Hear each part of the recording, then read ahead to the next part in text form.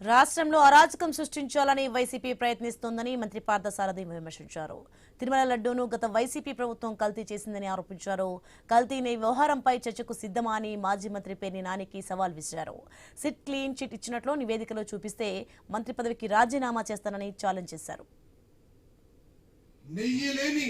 20 కోట్ల నేతి లడ్డూలు తయారు చేసి మరి ఈ మన గత 5 సంవత్సరాల్లో గత ప్రభుత్వం పంపిణీ చేసిందంటే వైఎస్ఆర్ కాంగ్రెస్ పార్టీ యొక్క ఆలోచన ఒకసారి ఆలోచించామని చెప్పేసి మనం చేస్తాం. పేర్ని నాని గారు వారు చెప్తున్నారు ఏదో సిబిఐ క్లీన్ చిట్ ఇచ్చిందని చెప్పేసి ఎక్కడి నుంచి తీసుకొచ్చారు రమ్మని చెప్పి అడుగుతా ఉన్నాను. పేర్ని నాని గారిని వైఎస్ఆర్ కాంగ్రెస్ పార్టీ నాయకులకి ఛాలెంజ్ చేస్తా ఉన్నాను.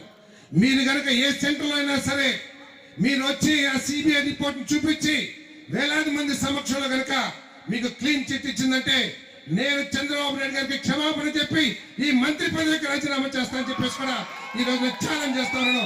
దమ్ముంటే మీరు వైఎస్ఆర్సీపీ నాయకుడు ఎవరైనా సరే రమ్మని చెప్పేసి నేను ఛాలెంజ్ చేస్తా ఉన్నాను. వైసీపీ ఎమ్మెల్యేలు అసెంబ్లీలో చర్చకు రావాలని మంత్రి బీసీ జనార్దన్ రెడ్డి సవాల్ చేశారు. తమ ఉనికిని కాపాడుకోవడానికే పోతిరెడ్డిపాడులో బహిరంగ సభ నిర్వహించారని మండిపడ్డారు. వైసీపీ హయాంలో ఒక్క లిఫ్ట్ ఇరిగేషన్ ప్రాజెక్టు పూర్తి కాలేదని విమర్శించారు. కల్తీ లడ్డు వ్యవహారాన్ని దారి మళ్లించడానికి వైసీపీ నేతలు ప్రయత్నిస్తున్నారని మంత్రి ఆరోపించారు.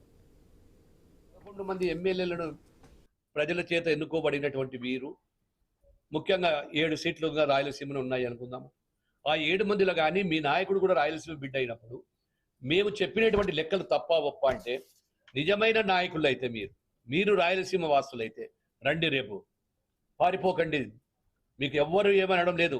ప్రజల జీతాలతో ప్రజలు ఇచ్చిన సొమ్ముతో జీతాలు తీసుకొని అలయన్సులతో తీసుకొని కులుకుతా ఉన్నారు. మీకు ఏ మాత్రం ఉన్న రోషం ఉంటే రాయలసీమ బిడ్డలైతే మీరు రండి, అసెంబ్లీకి రండి. అసెంబ్లీలో చర్చ పెడదాం. ఎందుకంటే అసెంబ్లీ అనేది ఒక చర్చా వేదిక. ప్రజలు ఎవరికి ఏమి తప్పు చెప్పినారు, ఎవరు కరెక్ట్ చేసినారు, ఎవరెవరు ఏం మాట్లాడినారు అనేది కూడా అసెంబ్లీ సాక్షిగా పెట్టుకుందాం, లైవ్ పెడదాము. ప్రజలు చూస్తారు, ప్రజలు ఎవరికి చెప్తారో. ఎవరైతే